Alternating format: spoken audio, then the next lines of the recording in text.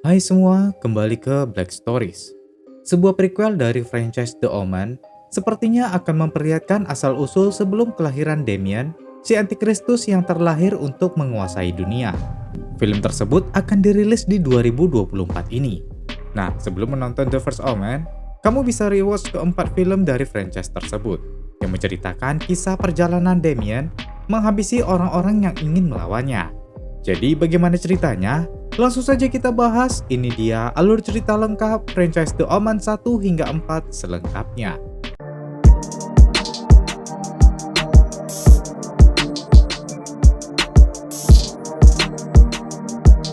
Pada 6 Juni jam 6 pagi di Roma, seorang diplomat Amerika bernama Robert Thorne sedang stres karena mendapat kabar anaknya yang baru lahir meninggal dunia. Dia curhat ke pastor rumah sakit bernama Spileto kalau dia takut perasaan istrinya akan hancur bila tahu anaknya yang baru lahir telah meninggal dunia. Pastor Spileto menyarankan agar Robert mengadopsi anak, tapi tanpa sepengetahuan istrinya. Ada anak yang baru lahir tapi ibunya juga telah meninggal. Karena anak itu tak punya keluarga, pastor mengizinkan Robert mengadopsinya. Robert pun membawa anak itu ke kamar istrinya Katie. Katie pun berpikir itu anak yang baru dilahirkannya. Anak itu diberi nama Damien Thorne. Beberapa saat kemudian, Robert diangkat menjadi duta besar Amerika untuk Inggris. Mereka pun segera pindah ke London. Di sana mereka tinggal bersama pengasuh Damien bernama Holly. Mereka hidup bahagia di sana. Ketika Damien tepat berusia 5 tahun, pesta ulang tahun pun dibuat. Ketika Holly menggendong Damien, entah kenapa perasaan Kitty tidak enak dan meminta agar dia saja yang menggendong. Setelah memberikannya, Holly melihat seekor anjing Rottweiler. Saat Damien sedang bermain dengan teman-temannya, Holly dengan kuat memanggil Damien dari atas rumah. Semua melihatnya yang telah memasang tali di leher. Dia bilang, semua ini untuk Damien. Saat sebagian orang tua menangani Holly, Robert menenangkan istri dan anaknya. Setelah memfoto mayat Holly, seorang fotografer bernama Kate memfoto keluarga itu.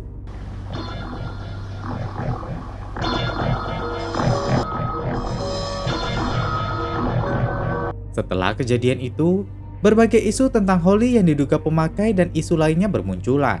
Saat Robert di kantornya, seorang pastor bernama Brennan dari Roma mendatanginya. Brennan meminta Robert menerima Kristus sebagai juru selamat sekarang juga. Jika Tuhan ada di dalam diri Robert, anak iblis itu bisa dikalahkan.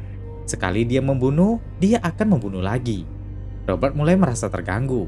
Namun Brennan tetap meminta Robert mendengarkan perkataannya tadi karena dia ada di rumah sakit saat anak Robert dilahirkan. Robert mulai penasaran dengan tujuan Brennan. Brennan pun mengatakan kalau dia tahu ibu kandung Damien. Robert mulai emosi. Saat Brennan masih mengatakan kalau ibu Damien adalah seekor, penjaga keamanan yang diminta Damien keburu datang dan segera membawa pastor Brennan. Saat Brennan di luar, Kate juga memfotonya. Setelah berada di ruang pencucian foto, Kate melihat ada goresan aneh di belakang foto pastor Brennan. Di rumah, Robert dan Katie kedatangan pengasuh baru bernama Nyonya Baylock. Padahal mereka belum ada meminta pengasuh. Namun melihat sifat Baylock yang baik, mereka pun dengan senang hati menerimanya. Baylock langsung ingin bertemu berdua saja dengan Damien.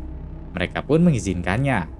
Setelah masuk ke kamar, Baylock melihat Damien dan mengatakan dia akan melindungi Damien. Keesokan harinya, Robert dan Katie bersiap untuk pergi ke pesta pernikahan di gereja. Katie meminta Baylock untuk memakaikan pakaian yang rapi untuk Damien. Namun Baylock bilang, di usia Damien yang masih 5 tahun, ada baiknya dia dibawa ke taman saja daripada ke gereja melihat orang menikah. Katie tidak menerima saran Baylock dan tetap menyuruhnya memakaikan pakaian Damien. Dalam perjalanan, Damien melihat gereja yang mereka tuju. Terlihat raut wajahnya seperti ketakutan. Katie mencoba menenangkannya. Setelah sampai, Robert segera membuka pintu mobil.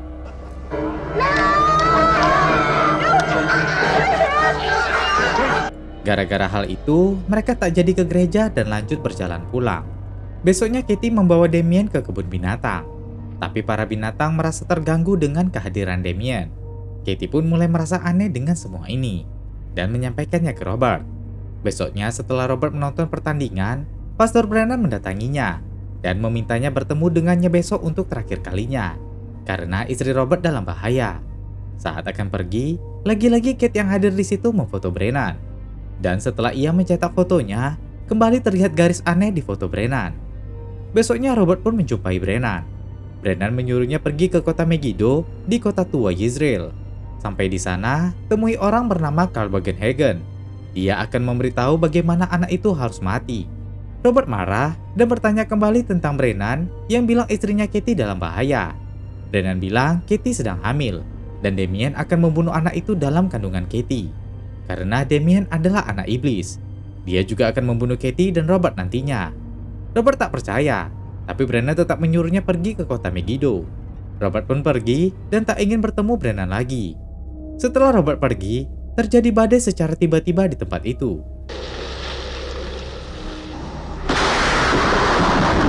Brennan segera berlari menuju ke gereja, tapi pintu tak bisa dibuka.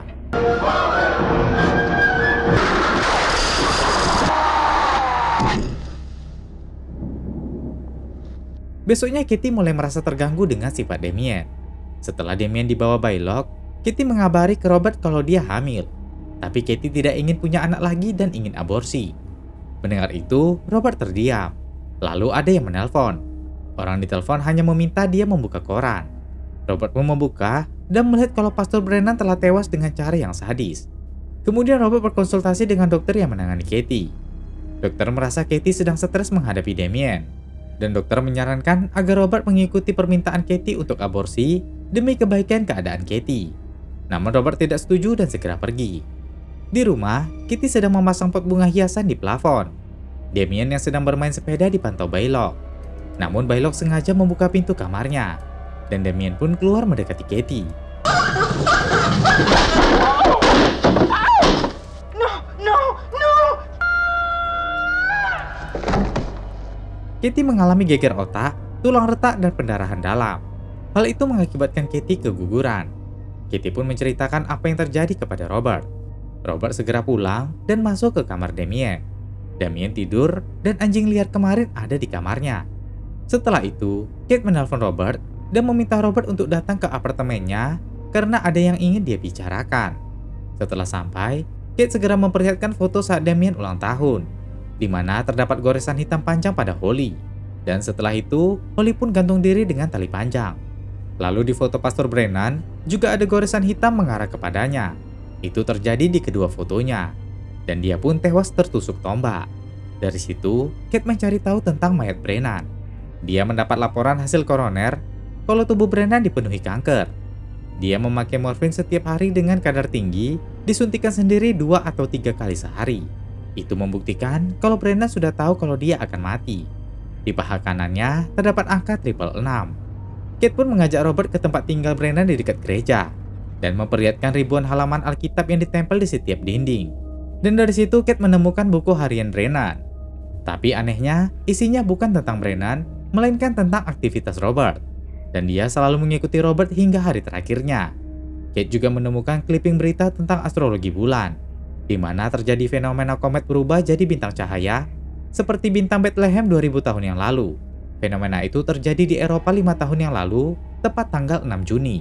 Sama persis seperti waktu kematian anak Robert dan kelahiran Damien. Dan artinya, dari 666 adalah waktu kelahiran anak Robert, yaitu tanggal 6, bulan 6 dan jam 6 pagi. Robert bilang anaknya sudah meninggal, namun dia tidak tahu asal-usul Damien. Kate ingin membantu mencari tahu, karena sebenarnya dia juga terkena masalah yang sama dengan korban sebelumnya. Dia sebelumnya sempat mengambil foto dan terlihat dirinya di cermin. Setelah pulang, Robert tanya kepada Bylock di mana pelayannya Nyonya Harton. Bylock bilang Nyonya Harton dan pelayan lainnya sudah pergi dan mereka meminta agar Robert mengirim gaji akhir bulan mereka. Robert merasa aneh dengan hal itu. Dia lanjut tanya tentang anjing liar yang semalam berada di kamar Damien. Bylock bilang anjing itu sudah dibawa penangkaran hewan pagi ini. Setelah itu, Robert bersama Kate pergi ke Roma. Tepatnya di rumah sakit Katie melahirkan dan mengadopsi Damien. Namun sayang, ternyata rumah sakit itu 5 tahun yang lalu kebakaran dan semua dokumen rumah sakit itu terbakar. Robert pun bertanya tentang Pastor Spelito yang bertugas di rumah sakit ini dulu. Suster bilang pastor itu selamat dan sekarang tinggal di Biara Frosinone. Robert dan Kate pun menuju ke alamat yang dikatakan suster itu. Dalam perjalanan, Kate terus mencari tahu tentang kelahiran iblis dari astrologi. Dia mendapatkan pemahaman kalau anak iblis akan bangkit dari dunia politik. Mereka pun tiba di alamat tempat Pastor Spilito. Itu adalah sebuah gereja. Mereka segera masuk dan mencari pastor itu. Dan akhirnya mereka menemukannya. Seorang pastor cerita, separuh wajah Spilito rusak dan buta akibat kebakaran 5 tahun yang lalu. Dia juga menjadi bisu. Mereka sering berdoa untuk kesembuhannya dan untuk penebusan dosanya. Spilito menjelaskan melalui gerakannya dan tulisannya kalau dia telah meninggalkan Tuhan.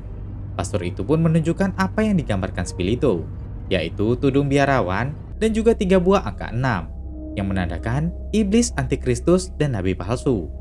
Robert pun bertanya ke Spilito tentang asal-usul anak yang diadopsinya dan di mana ibunya berada.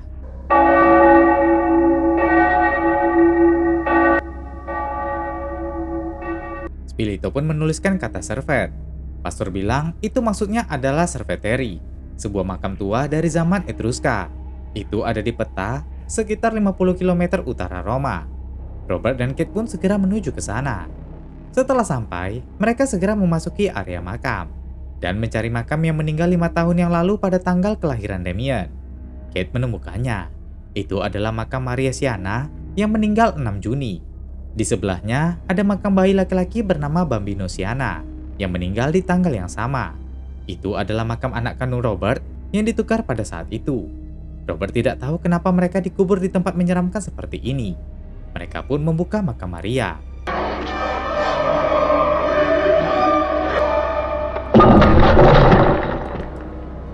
Makam itu berisi tengkorak serigala. Robert penasaran bagaimana dengan makam anaknya. Ketika dia membuka, memang ada tengkorak seorang anak dengan bagian kepala yang bolong. Robert berpikir kalau anaknya telah dibunuh ketika lahir. Saat itu, sekelompok anjing liar datang untuk menyerang mereka.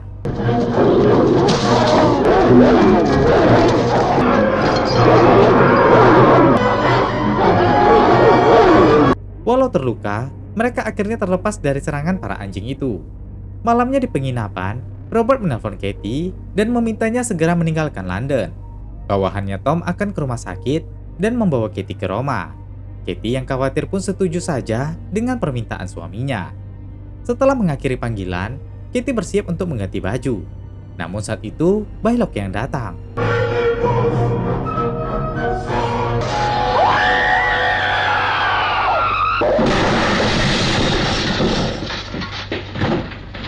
Tak berapa lama, Robert mendapat telepon dari Tom yang mengatakan kalau Kate telah jatuh dari lantai atas dan tewas.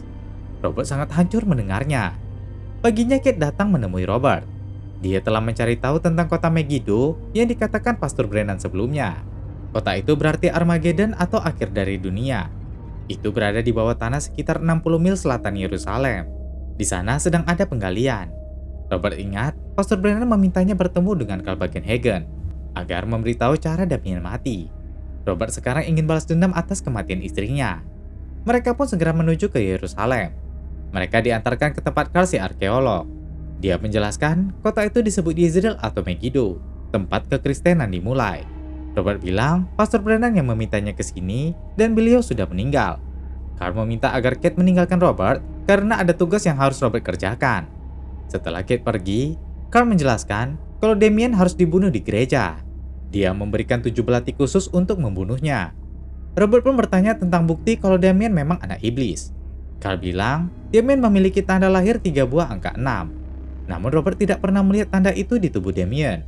Carl bilang jika tidak ada di tubuhnya, berarti ada di bawah rambutnya. Dia meminta Robert memotong rambut Damien. Dan untuk pengasuh bernama Bailok adalah seorang pembelot. Setelah itu Robert dan Kate akan pergi. Robert merasa tidak sanggup membunuh seorang anak. Kate bilang Damien adalah iblis. Robert membuang belati itu. Kate bilang kalau Robert tidak sanggup, dia yang akan membunuhnya. Kate pun mencari belati itu.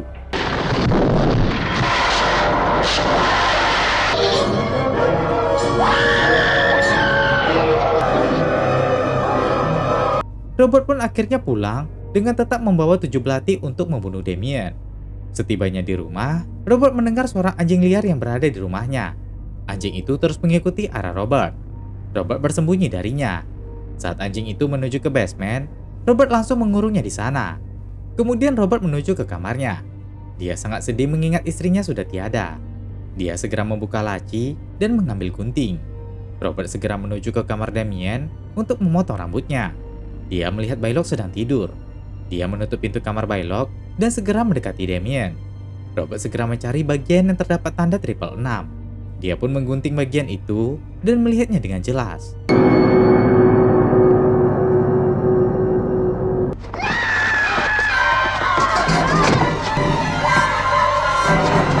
Baylock yang menyerang Robert meminta Damien untuk segera berlari.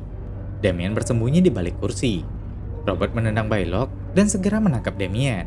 Saat membawanya, Damien menarik lampu gantung sehingga membuat mereka terjatuh dari tangga. Robert tidak berhenti dan tetap akan membawa Damien. Baylock kembali datang dan menyerangnya. Mereka pun saling ingin membunuh.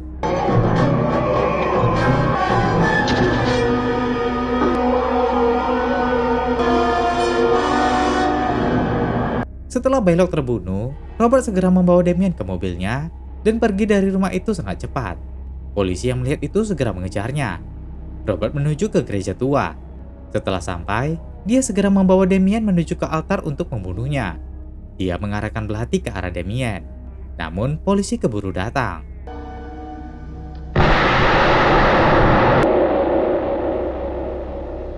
Robert pun akhirnya dikubur sebagai duta besar Inggris bersebelahan dengan istrinya Katie. Upacara itu dihadiri Presiden Amerika dan Ibu Negara. Terlihat, Damien sedang berada di sisi mereka. Seminggu setelah kematian Robert, Carl si arkeolog mendatangi Michael temannya untuk memperlihatkan berita tentang Damien. Carl bilang ada 4 wajah dari bangkitnya kekuasaan Antikristus.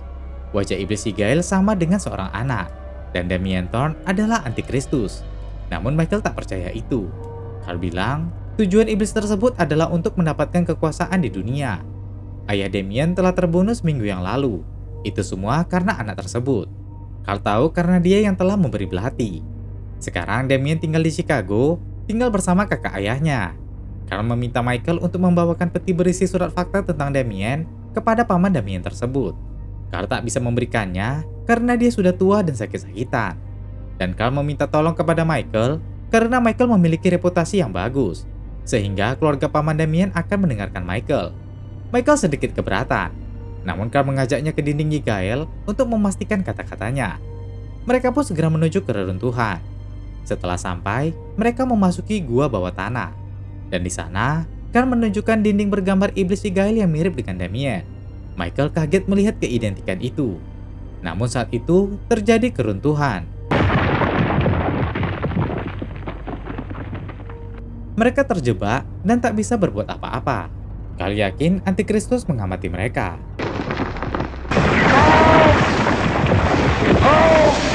Mereka pun terkubur di reruntuhan itu. Sebelum kematiannya, Carl bilang suatu saat kebaikan akan menang, seperti yang tertulis dalam kitab Wahyu.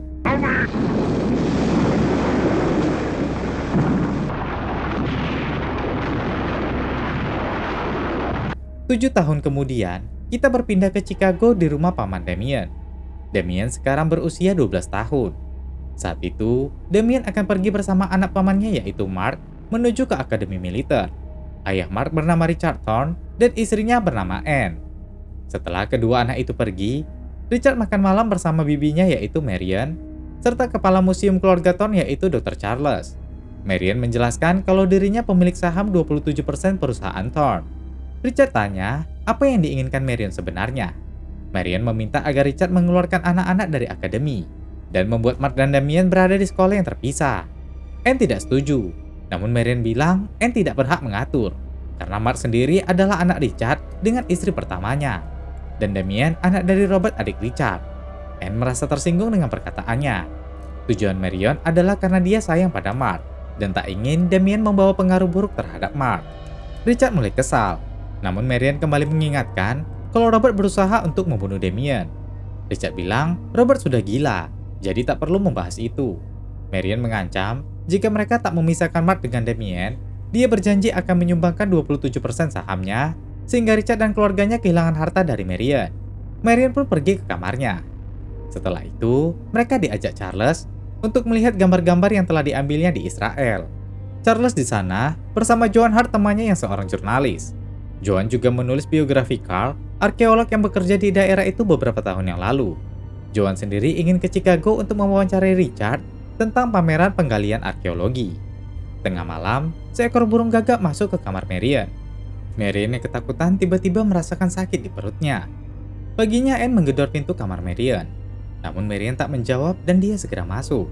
Anne terkejut melihat Marian telah tewas di bawah tempat tidur. Richard yang sedang di tempat kerjanya mendapat telepon dari Anne yang mengatakan Marian telah meninggal karena serangan jantung. Richard pun segera pulang. Di akademi, seorang murid bernama Teddy menceritakan ke temannya kalau ayahnya satu tim sepak bola dengan ayah Damien yang menjadi gelandang belakang. Damien tidak suka Teddy bicara tentang ayahnya. Dia pun masuk untuk diinterview. Mark tidak suka Teddy menyinggung Damien. Dia pun memukulnya. Di dalam, Damien diinterview oleh Sersan Daniel. Setelah selesai diinterview, Damien keluar dan melihat Teddy menyerang Mark. Dia menegur Teddy dan menatapnya dengan tajam.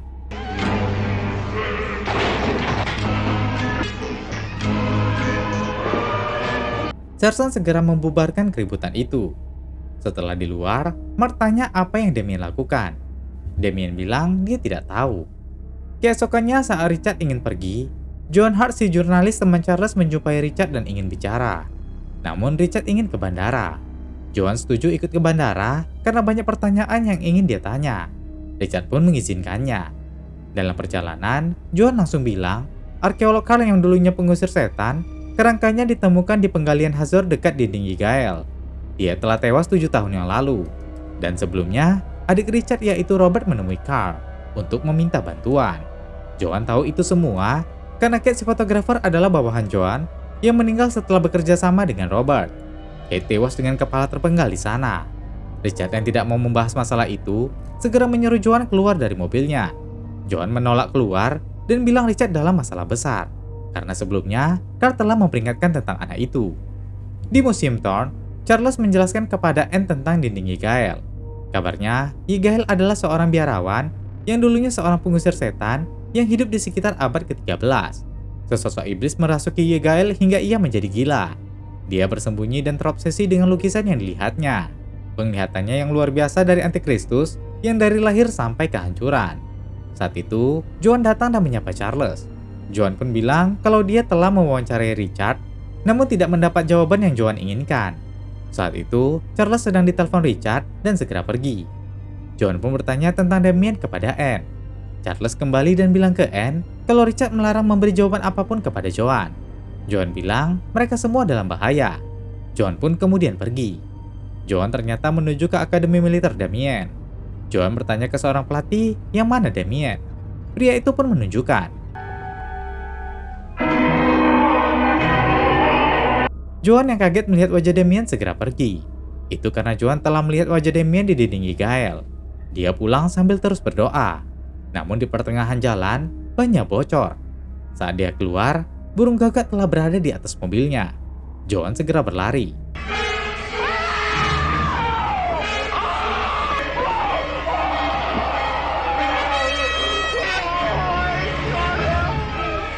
Setelah diserang burung gagak, Joan mencoba merangkak untuk meminta tumpangan pada truk kontainer yang lewat. Beberapa waktu kemudian, Mark sedang berulang tahun yang ke-13. Manajer senior Thorn Industry bernama Bill sangat senang mendengar kalau Paul si manajer yang sekarang ini menunda proyek pembebasan lahannya. Paul bilang ini demi kebaikan perusahaan. Namun Paul tidak tahu kenapa Bill senang dengan itu. Bill tidak menjawab hal itu dan pergi. Paul mendatangi Damien. Paul bilang dia yang telah mengirim Sersan Daniel untuk mengawasi Damien di akademi. Paul juga menyuruh Damien untuk berkunjung ke pabrik Thorn yang suatu saat mungkin saja menjadi milik Damien. Paul juga membahas tentang Bill kepada Damien dan meminta Damien untuk mengenali jati dirinya. Setelah itu, keluarga Thorn bersama para kerabatnya sedang bermain hoki. Charles berbincang dengan Anne tentang kematian Joan yang cukup janggal. Saat itu terlihat burung gagak kembali hadir. Ketika sedang bermain, terjadi sesuatu pada Tuan Bill.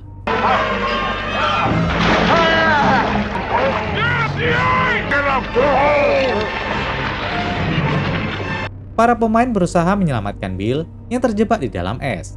Richard berusaha menyelamatkannya. Namun nasib berkata lain.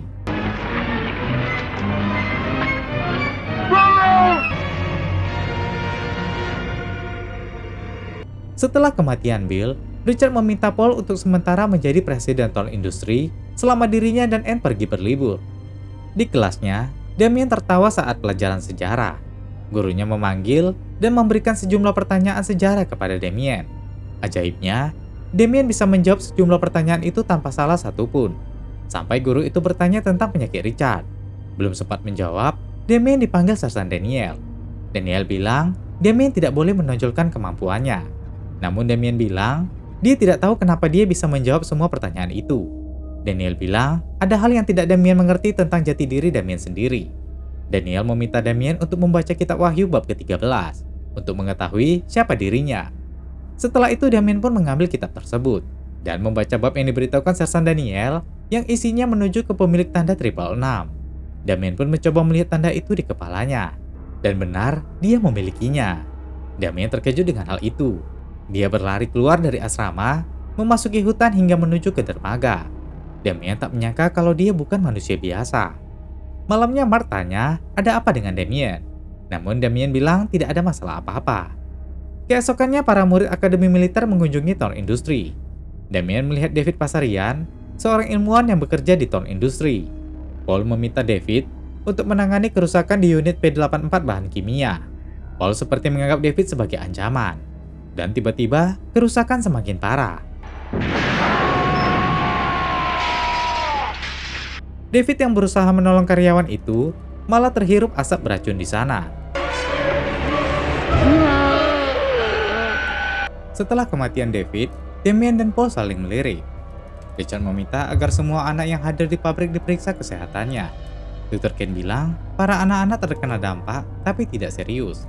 Namun hanya Damien saja yang tidak terkena dampak apapun. Richard agak bingung mendengar itu.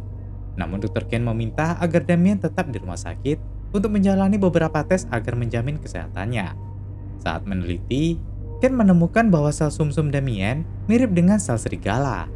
Dia menghubungi Ben untuk bertemu karena ingin melaporkan temuannya. Saat Kane menaiki lift, terjadi masalah, hingga lift turun dengan sangat cepat.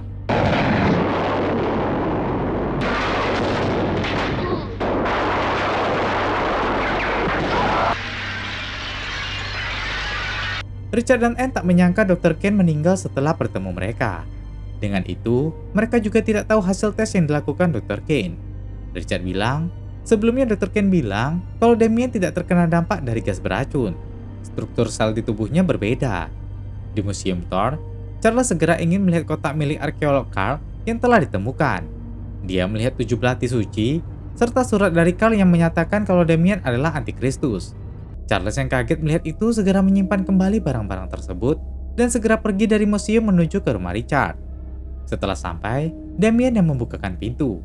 Charles bilang dia ingin bertemu Richard. Dia segera masuk dan menutup semua pintu agar pembicaraannya dengan Richard tidak didengar. Charles langsung mengatakan kalau dia telah membuka kotak yang dikirim dari Israel milik arkeolog Carl. Dia bilang sebelumnya Carl telah memberi belati kepada Robert. Dan 7 tahun lalu, Carl juga menulis surat untuk Richard. Namun belum sempat surat itu dikirim, Carl tewas di tembok Igael. Mark menguping pembicaraan mereka dari atas. Charles memberikan surat itu kepada Richard. Dia mengatakan, menurut Carl, Damien adalah anak iblis, binatang buas yang dinubuatkan dalam kitab Wahyu.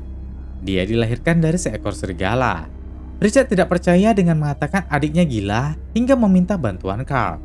Namun Charles bilang, 5 kematian aneh terjadi saat Damien bersama Robert dulu. Dan sekarang juga sudah beberapa kematian aneh terjadi. Carl bukan orang yang sembarangan bicara. Dinding Yegael besok juga akan tiba di New York. Namun Richard tetap tidak percaya. Charles terpaksa pergi dari sana. Di kamar, Mark pun membaca kitab yang menjelaskan tentang hal itu. Sedangkan Richard membaca surat dari Carl tentang Damien. Besok paginya, Richard memberitahu istrinya surat tentang Damien itu. Anne tidak percaya dengan hal itu. Namun Richard ingin ke New York untuk melihat dinding Yigael yang dikirim. Anne melarang Richard untuk pergi karena ini tidak masuk akal. Anne sangat sayang kepada Damien dan Mark walau mereka bukan anaknya. Richard pun membatalkan keberangkatannya. Dia mengajak Anne untuk keluar mencari anak-anak. Di luar, terlihat Mark menghindar dari Damien. Damien memanggilnya dan mendatanginya. Mark bilang dia tahu siapa Damien sebenarnya. Dia sudah mendengar pembicaraan Charles tentang Damien yang merupakan iblis atau binatang buas. Ayah Damien juga berusaha untuk membunuh Damien. Mark pergi, namun Damien bilang kalau dia sayang dengan Mark seperti kakaknya sendiri. Mark tidak mau dianggap saudara oleh binatang buas yang telah membunuh orang tuanya.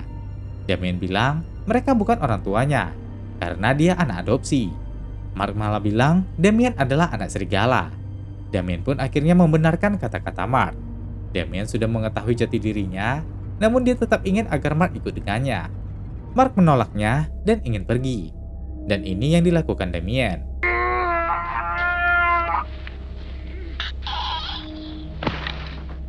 Damien menangisi apa yang dia lakukan terhadap Mark. Orang tuanya datang dan melihat Mark yang sudah tidak bernyawa. Damien bilang dia tak tahu apa yang terjadi. Upacara pemakaman Mark pun dilakukan. Mark tewas karena mengalami aneurisma di otaknya. Richard pun mulai merasa memang ada yang tidak beres dengan semua ini. Beberapa saat kemudian, pastor Reverend Western yang di New York memerlukan bantuan Richard mengenai keadaan Charles. Richard pun terpaksa harus berangkat ke New York, meninggalkan Anne bersama Damien. Sesampainya di New York, Richard segera bertemu pastor Weston. Weston segera mengajaknya menemui Charles yang tidak mau bicara dengan siapapun. Dia terlihat sangat ketakutan. Weston bilang Richard telah datang. Charles membuka pintu dan menarik Richard masuk ke ruangannya. Charles bilang dia telah melihat dinding Gael dan semua tentang Damien itu benar. Richard meminta Charles menemaninya melihat tembok itu.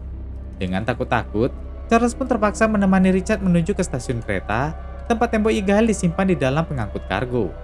Charles tak ingin masuk. Richard segera membuka kargo itu dan mencari temboknya. Richard melihat tembok itu. Tiba-tiba, kereta berjalan ke arah kargo mereka.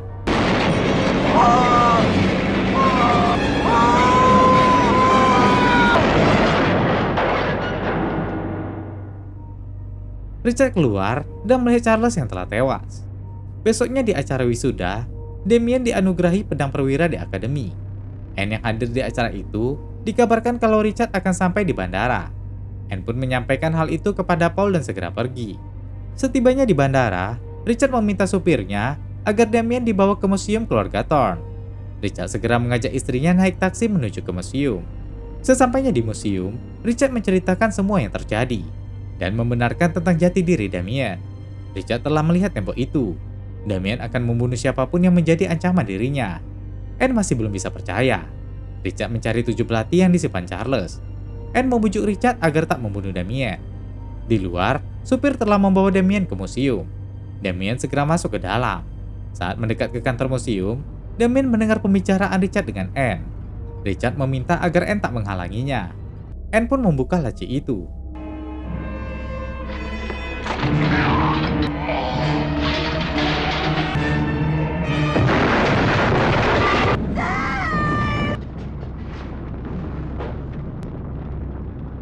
Richard dan Anne pun tewas di situ karena perbuatan Damien. Damien pergi keluar seperti tidak ada kejadian apapun. Terdengar mobil pemadam segera datang. Damien keluar dan telah ditunggu oleh supir keluarga Thorne. Di Illinois, Chicago, sedang dilakukan penggalian di reruntuhan Museum Thorne pasca kebakaran 20 tahun lalu. Seorang pekerja menemukan belati suci milik arkeolog Carl. Dia menyimpan dan menjualnya. Seorang pria membeli 7 belati yang sudah terkumpul itu di toko jual beli barang. 7 belati itu pun dilelang dan dibeli seorang profesor. Setelah mencari tahu itu, profesor tersebut memberikannya ke seorang pastor yang sepertinya paham tentang belati tersebut. Dia membawanya menuju ke Subiaco, Italia. Dia masuk ke biara San Benedetto dan memberikannya ke pastor De Carlo. De Carlo terlihat sangat senang dan mencium belati itu. Di sisi lain, Damien Thorne kini telah berusia 32 tahun dan telah menjadi CEO internasional dari Thorne Industries selama 7 tahun. Damien sedang berada di kantornya karena menunggu presiden menelponnya. Presiden bakal menawarkannya jabatan sebagai duta besar Amerika untuk Inggris, sama seperti posisi ayah angkatnya dulu yaitu Robert. Sekretarisnya Harvey tanya bagaimana Damien bisa tahu itu dan bagaimana dengan duta besar Amerika di Inggris saat ini. Damien hanya tersenyum. Di sisi lain, duta besar Amerika di Inggris saat ini sedang berjalan. Terlihat seperti ada yang mengikutinya. Saat ia melihat ke belakang, ternyata itu seekor anjing. Tiba-tiba duta besar tersebut seperti terhipnotis. Dia berjalan melewati mobil pribadinya yang dibuka supir. Dia memasuki gedung dan langsung masuk ke kantornya. Setelah itu, ia mencuci muka dan melihat ke cermin.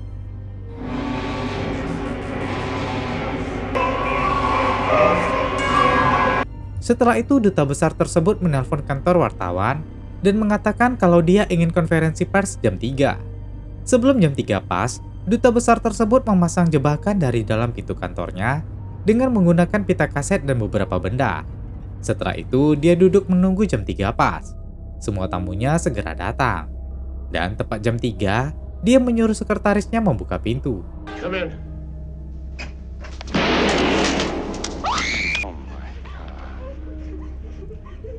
Setelah kematian duta besar Amerika di Inggris, Damien pun diminta presiden sebagai duta besar Amerika untuk Inggris yang baru. Di Italia, Pastor De Carlo yang menerima belati sebelumnya berdoa. Mereka bersyukur Pastor Spellito mengungkapkan identitas dari Antikristus di bumi. Dan misi mereka saat ini, menyelamatkan dunia dari Damien Thorn, agar menjamin keamanan dari kedatangan kedua kalinya Kristus. Dia meminta berkat agar 7 belati tersebut dapat menghancurkan pangeran kegelapan. Lalu De Carlo membagikan belati tersebut ke 6 imam lainnya. De Carlo menjelaskan ini adalah misi penting bagi mereka. Di sisi lain, Damien menghadiri acara Dewan Pemuda PBB di Inggris. Seorang jurnalis bernama Kate melirik Damien. Harvey bilang Damien baru berusia 32 tahun dan telah menjadi duta besar Amerika saat ini. Harvey pun memperkenalkan istrinya Barbara yang bekerja di stasiun TV Inggris yang saat itu sedang hamil. Setelah itu, dia memperkenalkan Kate kepada Damien. Harvey bilang, Kate mempunyai acara berita mingguan sendiri, yang disebut The World in Focus. Kate sangat ingin mewawancarai Damien tentang pandangannya terhadap para pemuda. Anak Kate yang berusia 12 tahun sering membicarakan ide-ide yang dikeluarkan Damien. Mereka pun mengatur waktu untuk bertemu di hari Minggu. Di hari Minggu, Kate bersama anaknya Peter bertemu dengan Damien bersama anjingnya di taman. Kate cerita, suaminya meninggal setelah Peter lahir. Saat sedang berjalan di keramaian, Paulo yang sudah di Inggris melihat Damien. Tim 7 pendeta ternyata sudah berada di Inggris. Paulo bilang, tadi Damien sedang berada dengan seorang jurnalis wanita. De Carlo bilang, mereka harus menyerang Damien di waktu dia lengah. Kali ini Benito yang akan mengikutinya. Benito pun mengintai dalam acara wawancara Damien. Namun ada yang melihatnya. Benito mengaku salah masuk studio dan pergi. Namun Benito malah naik ke atas studio untuk menyerang Damien. Harvey melihat ada yang bergerak di atas. Benito mengeluarkan belatinya dan bersiap menyerang.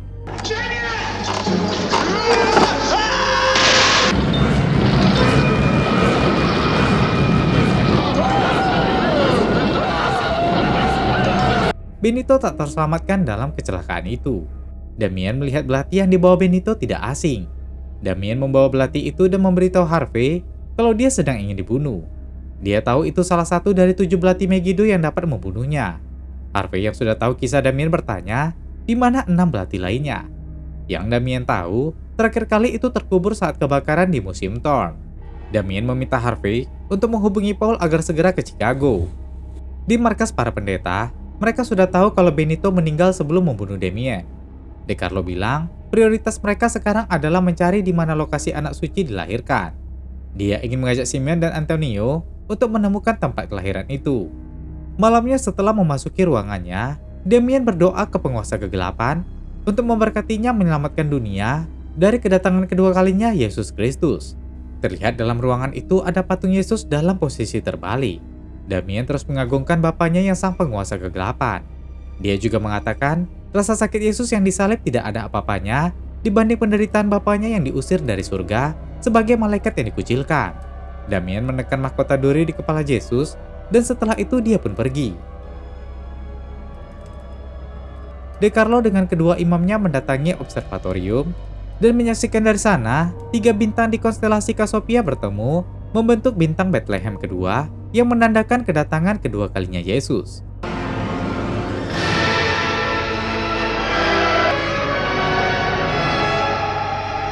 Besok paginya setelah tiba di kantor, Harvey bilang Paul telah mengabarkan kalau 7 belati itu telah dilelang beberapa bulan yang lalu. Yang membeli adalah seorang pendeta yang membawanya ke biara San Benedetto di Italia. Harvey dan Paul telah mengirim orang menuju ke sana. Damien melihat keluar ada seorang pria duduk memegang papan sukacita atas kelahiran Yesus. Damien bilang sudah terlambat, karena para pendeta itu sudah berada di Inggris juga untuk menanti kelahiran Yesus kedua dan menghancurkan Damien sendiri. Damien tahu orang suci itu telah lahir tadi malam. Dia merasakannya. Setiap pertumbuhannya akan melemahkan kekuatan Damien. Dia adalah Matius, salah satu pendeta pemegang belati. Dia masih berada di luar menunggu Damien. Damien tidak akan keluar karena bisa saja pria itu membawa sebuah belati. Besoknya Matius menaiki bus menuju ke sebuah pedesaan. Dia turun dan berjalan menuju reruntuhan tua. Sepertinya dia sadar kalau Damien sedang mengikutinya. Di pertengahan jalan, dia mengabari timnya kalau dia akan tiba 10 menit lagi. Di saat hari mulai gelap, terlihat Matius melirik 2 orang timnya di reruntuhan. Di dalam reruntuhan, Martin dan Paulo sedang menunggu kedatangan Damien. Terlihat Damien pun memasuki reruntuhan itu.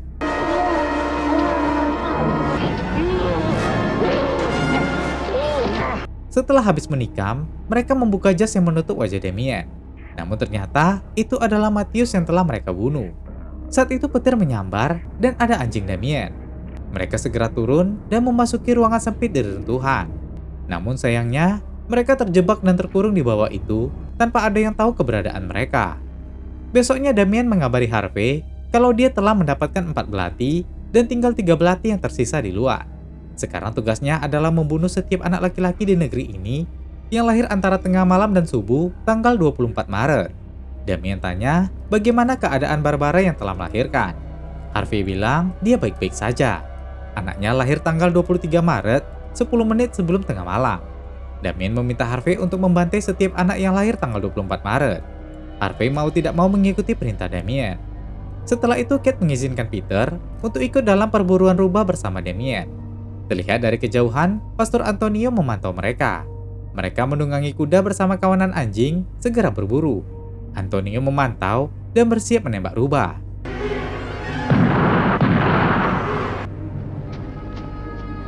Setelah menembak rubah itu, Antonio menggunakan rubah tersebut untuk memancing Damien menjauh dari pemburu lainnya. Para anjing tersebut pun mengikuti rubah mati itu dan mengikuti arah Antonio. Dan tibalah Damien di sebuah jembatan. Di situ terlihat Simon keluar dari mobil dengan membawa belatinya dari kanan Damien. Sedangkan dari kiri, Antonio bersama kudanya juga mengeluarkan belatinya. Damien melirik kuda Antonio dan membuat kuda itu tak mau jalan.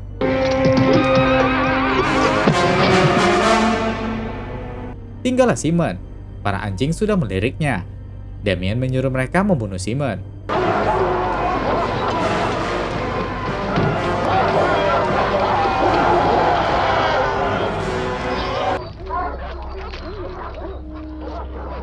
Tak berapa lama Damien pun kembali dengan disambut Peter. Peter tanya apakah Damien mendapatkan rubahnya. Dia meminta Damien mengoleskan darah itu ke wajahnya. Damien pun mengoleskan darah Simon ke wajah Peter.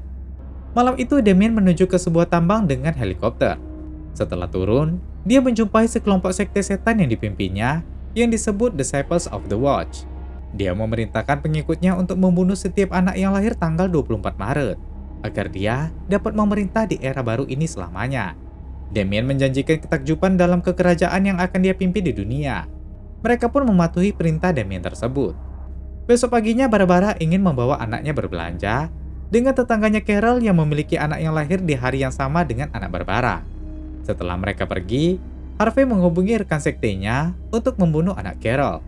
Tak berapa lama setelah pulang berbelanja, Barbara dan Carol berpisah untuk pulang ke rumah masing-masing. Dan ini yang terjadi pada Barbara.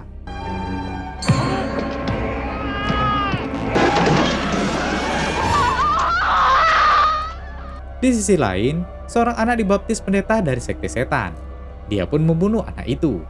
Para anak-anak dari sekte setan juga mengunjungi rumah anak yang lahir tanggal 24 Maret. Begitu juga dengan perawat rumah sakit dari sekte setan yang siap membunuh anak-anak yang lahir pada tanggal tersebut. Malamnya, Damien melihat berita yang dibawa Kate tentang para bayi yang meninggal kecelakaan dan dibunuh hari ini di seluruh Inggris. Harvey dan istrinya juga melihat berita itu. Semua yang meninggal adalah bayi laki-laki. Pastor De Carlo juga melihatnya dan segera keluar. Di sisi lain, setelah selesai menyiar berita, Kate menuju ke rumahnya. Setelah sampai di depan pintu, Pastor De Carlo mendatanginya. Dia memperkenalkan diri dan meminta bicara sekarang juga. Merasa ini serius, Kate pun mengizinkannya masuk. DeCarlo pun menjelaskan tentang pembunuhan bayi ini berkaitan dengan kelahiran kedua Yesus ke bumi di tanggal 24 Maret. DeCarlo juga memberikan bukti hari kelahiran semua bayi yang meninggal. Dan yang melakukannya adalah seorang anak setan antikristus, yaitu Damien Thorn. Kate tidak percaya karena dia mengenal Damien. DeCarlo bilang dia sudah mengamati Damien selama 27 tahun sejak Robert ayahnya datang ke biara mereka untuk meminta bantuan. Dari atas, terlihat ada yang mendengar percakapan mereka. DeCarlo meminta Kate untuk memakai logika untuk menyiarkan berita tentang fakta ini. Dan kalau Kate sudah yakin, DeCarlo meminta Kate menghubunginya. Dia pun memberikan alamatnya. Kate tanya bagaimana ia bisa mempercayai kalau Damien memang seorang antikristus. DeCarlo bilang ada satu bukti yang tertulis di kitab Wahyu. Di bawah rambut Damien terdapat angka 666. Setelah mengatakan itu, DeCarlo pun pamit. Malamnya setelah membaca semua keterangan dari DeCarlo, Kate tertidur. Terlihat seseorang mengambil kertas alamat DeCarlo. Ternyata itu adalah Peter, anaknya. Besoknya Damien tanya ke Harvey, berapa anak yang masih hidup yang lahir tanggal 24 Maret ini? Harvey bilang 3 atau 4 anak. Saat itu Peter menelpon dari tempat umum. Ternyata Damien telah menjadikan Peter sebagai pengikut sektenya. Dia meminta Peter mengikuti Pastor DeCarlo. Setelah itu, Damien meminta Harvey menghubungi Kate dan bilang Damien ingin bertemu. Di sisi lain, Peter terus mengikuti DeCarlo. Ternyata DeCarlo mendatangi rumah Harvey yang di mana Barbara yang membuka pintu. Barbara mengizinkannya masuk. Beberapa jam kemudian, Harvey pun pulang. Dia melihat istrinya sedang duduk memeluk anaknya. Ternyata Pastor DeCarlo telah memberitahu semuanya kepada Barbara dan mengetahui suaminya juga bagian dari sekte yang membunuh para anak-anak itu. Barbara takut kalau anaknya yang sebenarnya lahir tanggal 24 Maret juga menjadi korban pembunuhan yang dilakukan suaminya itu. Di sisi lain, Damien mengajak Kate untuk berjalan-jalan. Mereka membahas pekerjaan dan Damien menjelaskan tentang iblis yang berasal dari diri setiap manusia. Iblis sebenarnya murni dan tak bersalah. Namun manusia mengatasnamakan iblis dari setiap kejahatan yang manusia lakukan. Damien terus mempengaruhi Kate hingga dia menunjukkan sungai di dekat jembatan.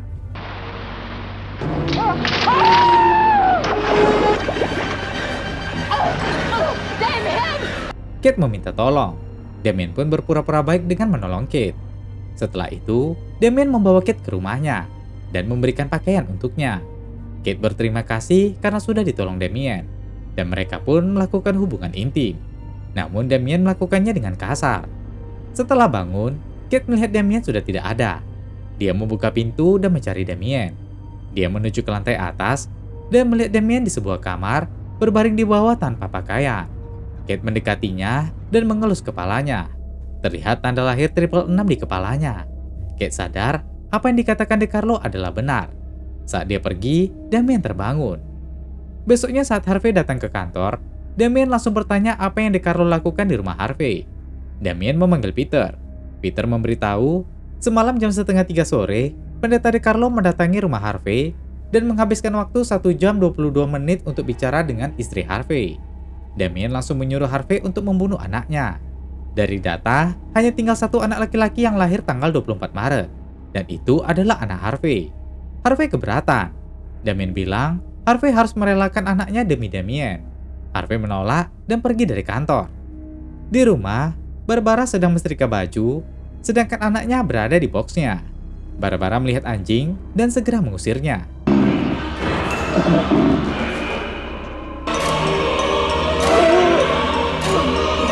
Tiba-tiba Barbara seperti terhipnotis dan menganggap bayi itu adalah monster. Saat itu, Harvey telah tiba di rumah. Dia langsung mencari Barbara di kamar. Dia pun melihat anaknya. Malamnya DeCarlo mendatangi Kate di studionya. DeCarlo tanya, kenapa setelah Kate tahu Damien antikristus, Kate malah tidak bertindak. Dan sekarang anak Kate sedang bersama Damien. Anak Kate telah menjadi pengikut antikristus. 3 hari ini Peter tidak bersekolah karena mencari anak suci untuk dibunuh. Namun DeCarlo menjamin keselamatan anak suci itu. Tapi anak Kate sedang dalam bahaya. DeCarlo meminta agar Kate membantunya melaksanakan tugas suci ini. Kate ingin pulang, namun DeCarlo meminta ikut dengannya. Di sisi lain, Damien sedang mendoktrin Peter agar menjadi pengikut antikristus. Tak berapa lama, Kate datang ke sana. Kate meminta anaknya dan dia akan mengantarkan Damien ke anak suci tersebut. Namun Damien meminta Kate mengantarkannya bersama Peter juga. Kate pun setuju. Setelah mereka keluar, Kate menghadap ke Yesus dan meminta bantuannya. Setelah itu, dia pergi mengantarkan mereka untuk menemui anak suci tersebut. Setelah sampai, Kate segera mengajak mereka ke sebuah reruntuhan. Saat menuruni tangga, terlihat DeCarlo bersiap dengan pelatihnya.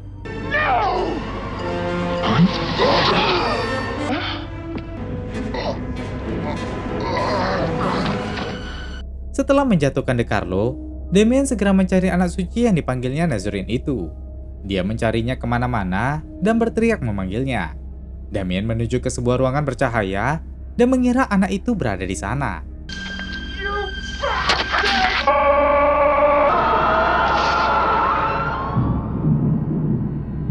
Setelah belati dicabut, Damien tetap berjalan walau dengan keadaan lemah.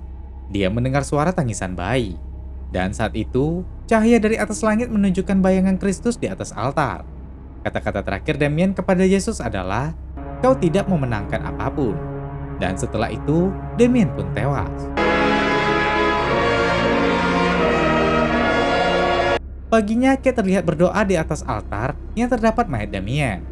Terlihat Pastor DeCarlo menggendong Peter yang sepertinya sudah tidak bernyawa. Kate mendatanginya dan membawa anaknya. Mereka pun pergi dari reruntuhan tua itu. Beberapa tahun kemudian, kita berfokus di Virginia, di sebuah gereja panti Saint Francis. Seorang suster bernama Yvonne sedang berbicara dengan Nyonya Karen York yang ingin mengadopsi anak. Setelah mematikan telepon, suster kepala terlihat berbicara serius tentang anak perempuan yang akan diadopsi itu. Tak berapa lama, Karen dan suaminya Eugene York tiba di panti tersebut dan bertemu dengan suster Yvonne. Yvonne bilang, ibu dari anak yang akan mereka adopsi saat ini masih kuliah dan ayahnya siswa pertukaran. Yvonne pun membawa mereka ke kamar bayi itu. Mereka terlihat bahagia menimbang putri adopsi mereka tersebut. Setelah itu, mereka pun segera pulang. Terlihat suster Yvonne menghela nafas dan mengeluarkan air matanya. Ketika lonceng gereja berbunyi, Yvonne segera masuk ke dalam dan memeluk suster kepala. Di rumah, kerabat keluarga York pada berdatangan melihat anak baru mereka. Mereka menamai bayi perempuan itu Delia. Saat itu, Delia menangis dan mencakar wajah Karen. Dr. Lo Hastings yang melihat itu langsung memeriksa Delia dan mengatakan penitinya terlepas saat Karen menggendongnya. Malamnya di panti, suster Yvonne terlihat panik setelah melihat gerhana bulan terjadi. Dia menyalahkan suster kepala karena bukannya membunuh, suster kepala malah memberikan anak itu kepada orang. Namun suster kepala enggan menjadi pendosa karena membunuh seorang anak. Suster Yvonne yang merasa bersalah berdoa kepada Tuhan. Melihat suster kepala tewas karena hal ini, suster Yvonne melepaskan kerudungnya dan berlari menuju ke gereja.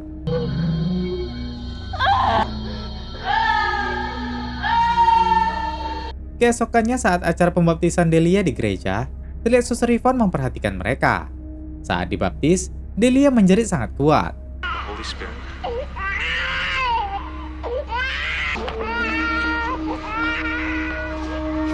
Setelah keluarga York pergi, pastor yang membaptis tadi merasakan hal aneh, di mana terlihat bayangan yang lewat di atas. Dadanya terasa sesak.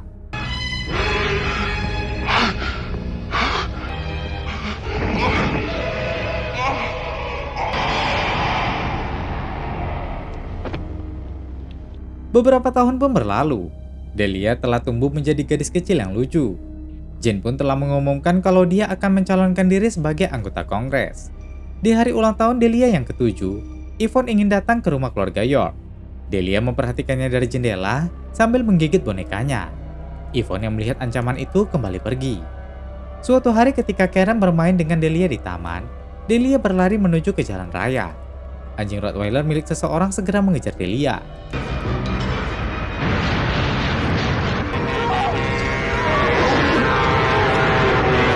Anjing yang bernama Raider itu pun berhasil menyelamatkan Delia. Atas izin pemiliknya, Raider pun diadopsi oleh Karen. Karena terlihat anjing itu setia kepada Delia. Ketika Delia berusia 8 tahun, Jerome teman kelasnya yang usil mengambil dan membuang bekal Delia. Delia mengambil tempat bekalnya lalu memukul Jerome. Akibat hal itu, orang tua Jerome pun menyalahkan orang tua Delia. dan mengatakan Delia punya sisi psikopat. Setelah orang tua Jerome pergi, Eugene bertanya ke Delia tentang itu. Delia bilang Jerome memang sering menjahilinya duluan. Eugene pun meminta agar Delia menjauhi Jerome karena keluarga mereka tidak baik. Besoknya, Delia bukannya menjauhi Jerome, melainkan dia membalas dengan mengambil arlojinya. Delia berlari menaiki anak tangga menuju ke atas gedung. Jerome terlihat ketakutan saat menaiki anak tangga. Namun Delia mengejeknya dan membuat Jerome lanjut mengejarnya. Di pertengahan anak tangga, Jerome pipis di celana hingga ditertawakan teman kelasnya. Lagi-lagi, hal itu membuat ayah Jerome marah ke ibu Delia. Dia pun mengancam akan melakukan sesuatu. Sebelum pergi, dia melirik Delia yang berada di mobil. Pria itu pun masuk ke mobil dengan emosinya. Tanpa dia sadari, ini yang terjadi.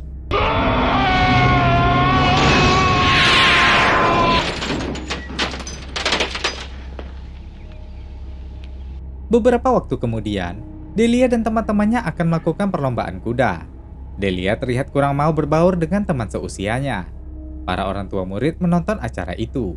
Saat Delia dipanggil guru untuk menaiki kuda, kuda itu terlihat ketakutan seperti tak ingin dinaiki Delia.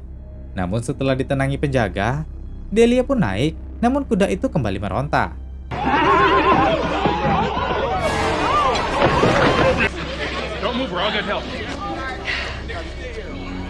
Delia pun dirawat di rumah sakit dan ditangani oleh Dr. Low.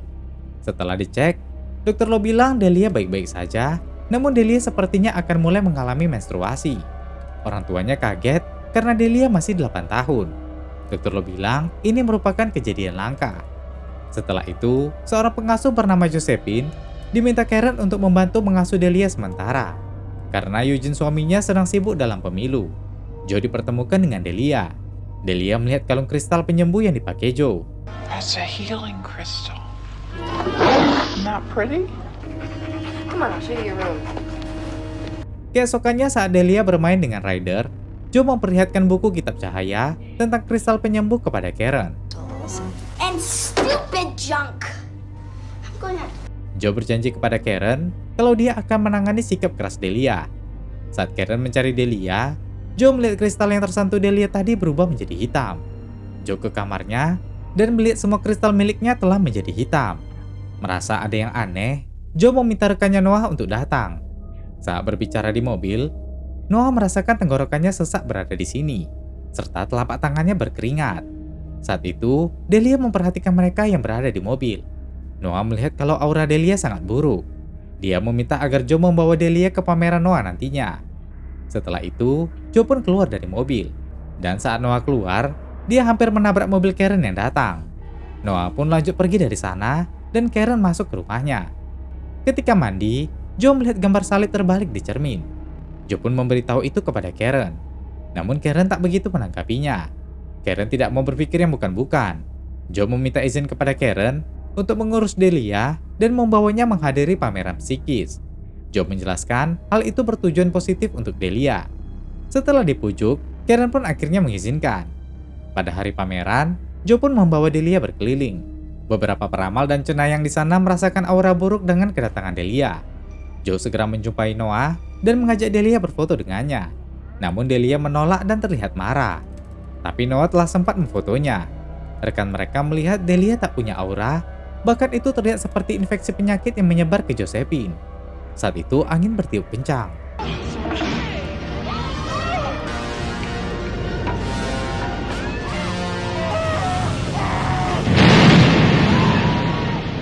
Kebakaran pun membuat kekacauan di pameran itu.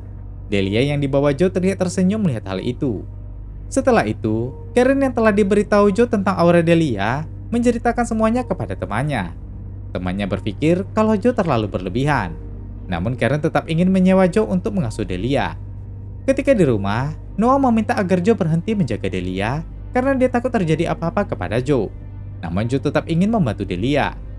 Saat di dalam rumah, Joe mengajak Delia untuk bermeditasi. Namun Delia menolak. Joe mengajaknya berbicara tentang semua yang telah terjadi, dimulai dari kasus di sekolah Delia sampai di pameran. Delia menganggap itu semua dengan biasa saja. Joe bertanya, apa kira-kira Delia tahu maksud dari salib terbalik di kamar mandi? Delia mengatakan ayahnya yang mengajarkan membuat itu. I don't understand.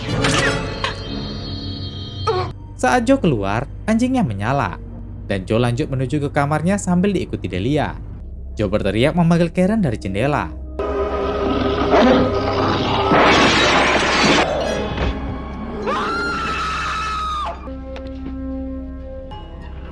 Josephine pun tewas. Karen yang pingsan ditangani Dr. Lowe. Setelah memastikan Karen baik-baik saja, Dr. Lowe menjumpai Eugene dan bilang kalau Karen kemungkinan sedang hamil. Itu berita baik buat Eugene, namun tidak buat Delia. Besoknya sebelum Eugene pergi bekerja, dia meminta agar Karen berbahagia mendengar kabar kemungkinan dia hamil. Namun Karen terlihat masih kepikiran tentang kematian Joe dan apa yang terjadi sebenarnya. Setelah Eugene pergi, Karen memperhatikan Delia. Saat mengajak Delia keluar, Delia bermain di tempat di mana Joe tewas. Karen yang melihat itu mulai berpikir dengan kata-kata Joe tentang Delia. 6 bulan telah berlalu. Saat jalan-jalan di musim dingin, Karen mulai khawatir dengan Delia. Dia takut kalau Delia tidak suka dengan kehamilannya. Karen merasa Delia tidak seperti anak-anak pada umumnya. Eugene berusaha menenangkan Karen dan bilang kalau itu semua hanya pikiran Karen saja. Karen bilang setelah kematian Joe, dia melihat buku kristal penyembuh milik Joe yang telah Joe garis bawahi di beberapa bagian. Dan itu mereferensi ke bagian-bagian Alkitab. Karen juga telah melihat foto Delia dengan Joe di pameran psikis. Ditambah Delia juga tak pernah sakit dari kecil. Eugene tetap meminta Karen tenang karena semua masalah mereka akan dihadapi bersama. Keesokannya, diam-diam Karen pergi ke sebuah gereja untuk bertemu Pastor James Madsen. Karen menunjukkan kitab kristal penyembuhan milik Joe kepada pastor. Pastor James mengajaknya masuk. Karen memperlihatkan beberapa bagian yang digaris bawahi Joe, dan ternyata itu menjuru ke antikristus. Siangnya di rumah, 2 orang dari gereja mendatangi rumah Karen untuk memberikan buku tentang agama. Delia yang mengambilnya segera merobeknya dan mengusir mereka. Karen yang baru pulang melihat itu. Mereka cerita kalau anak Karen terlalu kasar sampai merobek buku mereka. Saat masuk, Karen memarahi Delia dan memintanya masuk ke kamar. Sorenya ketika Eugene telah pulang, Karen telah menceritakan semuanya. Delia bilang orang-orang tadi membuatnya takut karena Delia dikatakan anak yang berdosa. Karen bilang Delia berbohong. Eugene malah membela Delia dengan mengatakan terkadang orang-orang seperti itu memang suka membuat anak-anak takut, termasuk Eugene ketika masih kecil. Delia segera memeluk ayahnya sambil menatap Karen. Kemudian, usia kandungan Karen telah 8 bulan. Karen mendatangi panti gereja tempat dia mengadopsi Delia. Dia bertanya kepada seorang ibu kepala tentang Suster Yvonne. Suster itu bilang, Yvonne telah kembali ke kehidupan duniawi. Setelah itu, Karen menjumpai seorang detektif bernama Earl Knight untuk mencari tahu orang tua kandung Delia. Dia memperlihatkan foto Delia dan juga Suster Yvonne yang telah memberikan Delia kecil kepada mereka. Karen pun menceritakan hal-hal buruk yang terjadi semenjak mereka mengadopsi Delia. Si detektif pun mendatangi panti tersebut. Namun suster tetap tidak bisa memberikan info tentang orang tua Delia. Saat itu, ada 2 orang badut yang datang ke panti. Suster tersebut meninggalkan Tuan Knight sebentar. Ternyata, Knight lah yang memesan 2 badut itu untuk mengecoh para suster. Knight pun memanfaatkan hal itu untuk memfoto file-file yang sekiranya penting. Sepulangnya Karen ke rumah, Delia segera memasuki kamar orang tuanya. Dia memeriksa tas ibunya dan mengambil kartu nama detektif Earl Knight.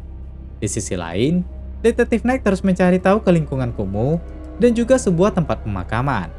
Setelah mencari tahu ke sana sini, akhirnya ada seorang penjaga bar yang pernah melihat Yvonne.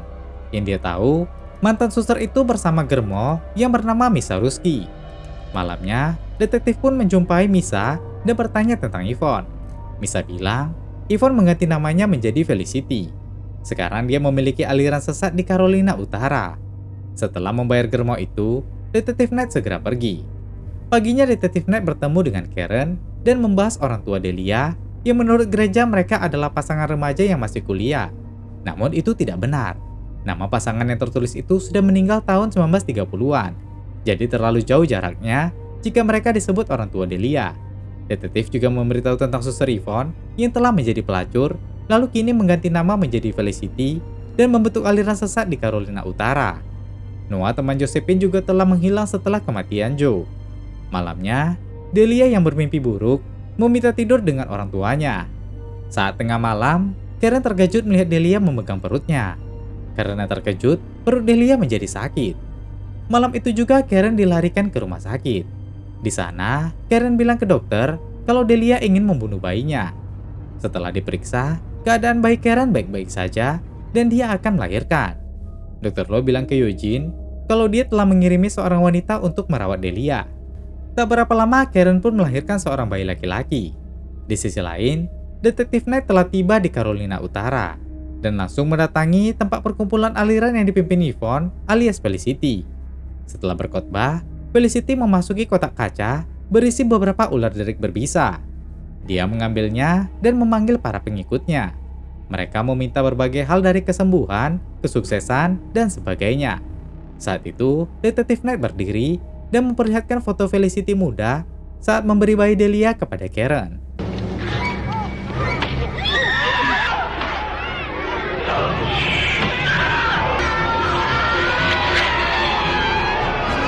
Hal itu membuat Felicity keracunan bisa ular. Detektif Knight juga tergigit, namun gejala yang dialaminya cukup ringan dan akan segera sembuh. Setelah itu, detektif meminta dokter mengantarkannya ke kamar Felicity yang cukup parah. Felicity hanya bilang, anak itu adalah binatang antikristus yang telah bangkit. Setelah itu, detektif pun segera pergi. Terlihat jendela di ruangan Felicity terbuka.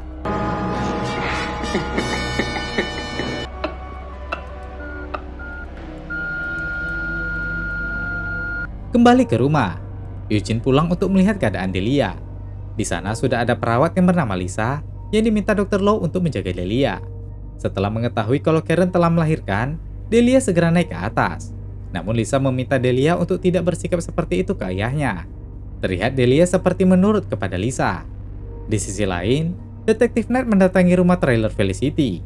Di dalam rumah mobil itu, detektif menemukan beberapa artikel tentang Eugene. Saat ingin kembali ke Virginia, Detektif Knight yang sedang di bandara tidak bisa berangkat karena ada kabut yang terjadi.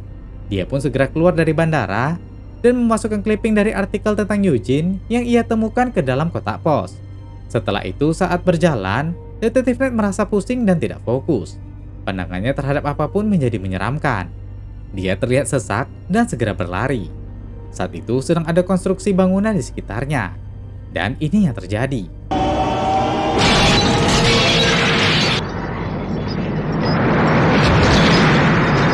Di sisi lain, Karen dan Jane membawa pulang bayi mereka yang diberi nama Alexander. Delia dan Lisa menyambut mereka. Delia terlihat senang dengan kehadiran orang tuanya dan Alexander. Karen merasa aneh dengan hal itu. Saat di dalam, Karen takut melihat Delia memegang susu untuk Alexander. Bahkan dia sangat takut Delia menyentuh anak kandungnya itu. Delia terlihat marah dengan sikap Karen tersebut. Setelah Delia pergi, Karen menelpon kantor Detektif Knight. Rekannya pun mengabarkan kalau Detektif Earl Knight telah meninggal dalam kecelakaan di Carolina Utara. Wanita aliran sesat yang ditangani Knight juga telah meninggal. Karen tak bisa berkata-kata lagi mendengar itu. Dia pun mengabarkan Eugene tentang hal ini. Besoknya, Karen mendapatkan kiriman artikel dari Detektif Knight sebelum kematiannya. Karen segera menyembunyikannya dari suaminya dan segera pergi menemui Pastor James. Setelah sampai di gereja, Karen pun membuka amplop itu. Dan saat melihat artikelnya, Pastor James mendatanginya. Mereka pun membahas tentang kelahiran Antikristus di kerajaan keempat yang akan dilahirkan di Roma. Namun belum tentu Antikristus itu berada di sana. Setelah mendengar itu, Karen meminta agar ditinggal sendiri untuk berdoa.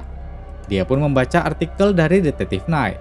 Setelah itu, Karen mendatangi rumah sakit. Dr. Lo Hastings datang menemuinya. Terlihat tatapan berbeda di mata Karen. Dia mengambil pisau bedah yang ada di sana. Karen meminta jawaban dari Dr. Lo tentang artikel yang Karen dapatkan. Dia sudah mengetahui kalau Dr. Lo berkaitan dengan Damien Thorne, seorang antikristus. Karena dipaksa, Dr. Lo pun mengakui kalau dia adalah pengikut aliran Damien. Dan Delia adalah anak kandung dari Damien. Delia merupakan janin papirus yang mampu membawa embrio kembarannya di dalam dirinya. Dan faktanya, Alexander adalah kembaran Delia yang dimasukkan ke perut Karen. Fakta ini diketahui Dr. Lo saat Delia jatuh dari kuda. Dan saat Karen pingsan melihat kematian Josephine, Dr. Lo memindahkan embrio itu ke Karen. Lalu Karen tanya, apakah Eugene terlibat dengan hal ini? Lo bilang tidak, tapi mereka membutuhkannya untuk menjadi tokoh politik penting.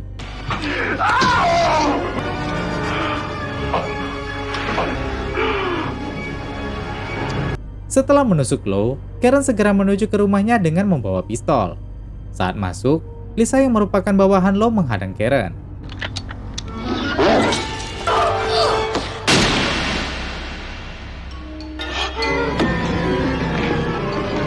Setelah menembak Lisa, Karen menuju ke kamar Delia. Dia melihat Delia sedang menggendong Alexander. Karen melihat bayinya dan melihat 3 angka 6 di telapak tangannya. Sambil menangis, Karen pun mengarahkan pistolnya ke anaknya. Namun terlihat Karen telah terpengaruhi. Karen akhirnya pun dimakamkan. Terlihat Eugene memandangi makam istrinya bersama kedua anaknya. Setelah itu, mereka pun pergi dari pemakaman tersebut. Dan cerita berakhir di sini guys. Nah, itu tadi alur cerita The Omen 1 hingga 4 selengkapnya. Sebuah franchise horor yang menceritakan tentang kelahiran antikristus bernama Damien. Nah, sebenarnya masih ada misteri yang belum terungkap, yaitu asal-usul kelahiran Damien itu sendiri. Dan sepertinya, cerita tersebut akan terungkap di prequel franchise ini yang berjudul The First Omen, yang akan segera dirilis pada April 2024 ini. Jadi wajib kamu tunggu ya. Oke, terakhir saya Jiwa. Terima kasih sudah menonton. Jangan lupa subscribe-nya, dan sampai jumpa di video berikutnya.